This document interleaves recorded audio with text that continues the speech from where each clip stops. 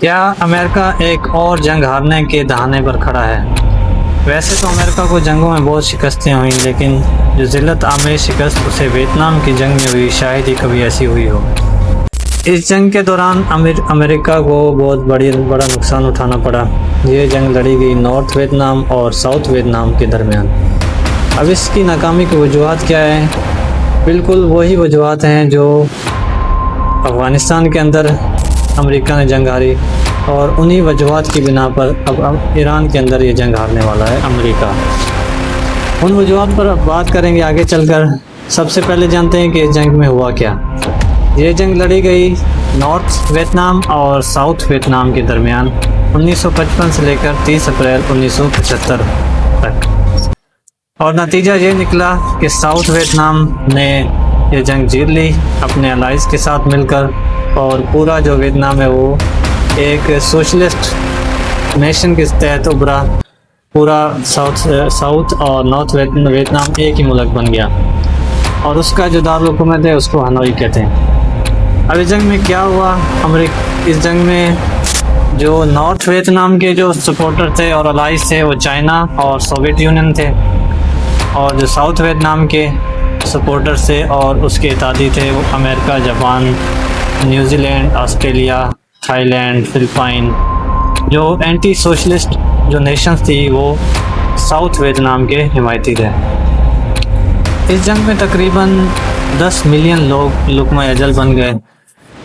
उसमें north Vietnam के जो इत्यादी और नॉर्थ वियतनाम के जो सिपाही थे, फौजी थे, उनकी तादाद तकरीबन 15 लाख, 11 से 15 लाख है, और 6 लाख ज़ख्मी हो गए थे। इसी तरह साउथ वियतनाम के अंदर 10 से 15 लाख फ़ौजी और उसके अमेरिका के अलाइज और उनके फ़ौजी और दूसरे मुल्कों के जो थे सोल्जर्स वो मर गए। और इसके अलावा जो सिविलियंस की अमवात हैं वो तकरीबन 30 से 40 लाख हैं वियतनाम और कंबोडिया को मिलाकर। तो तकरीबन इस जंग में 9 से 10 मिलियन लोग लुकमा अजल बन गए। और इसकी सबसे बड़ी वजह यह कि दुनिया की आलमी ताकतें इसमें शामिल हो गई, जैसा कि सोवियत यूनियन, अमेरिका और चाइना इस जंग को मज़ीद तबाहकुन बनाती है। अब बात करते हैं इस जंग में अमेरिका की नाकामी की वजूहत। तो सबसे बड़ी वजह थी अमेरिका को ज़मीनी हक़ाइक़ का पता ही नहीं था, ज़मीनी हक़ाइक़ से लाइल्मी थी। अमेरिका बिल्कुल नहीं वियतनाम की जानता था ज़मीन कैसी है।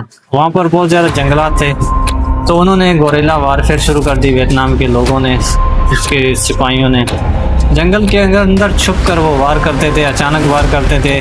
हज़ारों किलोमीटर उन्होंने सुरंगें बनाई हुई थी जहाँ से वो अमेरिकी फौजियों पर, उनके अड्डों पर हमला करते थे। उसके अलावा अंदरूनी मुखालफत, वियतनाम के अंदर बहुत ज़्यादा मज़ामत करनी पड़ी उस वक्त की हुकूमत को, और अमेरिका को सामना करना पड़ा मुखालफत का वियतनाम के अंदर से।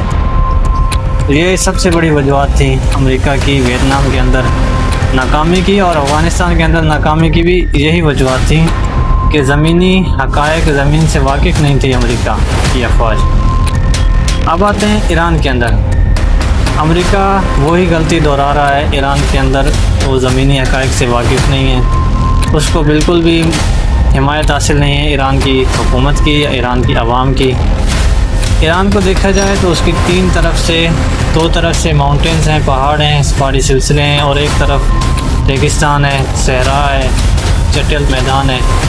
तो अब 3 तरफ से कुदरती एक प्रोटेक्शन है ईरान की ज़मीन को, और एक तरफ से समंदर है। अमेरिका ज़मीनी फ़ौज उतारने का सोच भी नहीं सकता यहाँ पर।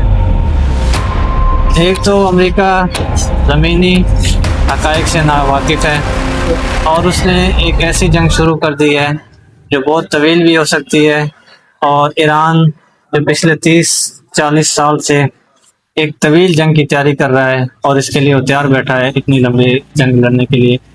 मुमकिन तौर पर यहाँ से भी अमेरिका को एक शिकस्त खुर्दा और जिल्लत आमेज शिकस्त के साथ ये जंग भी हारनी पड़ेगी और छोड़कर यहाँ से जाना पड़ेगा।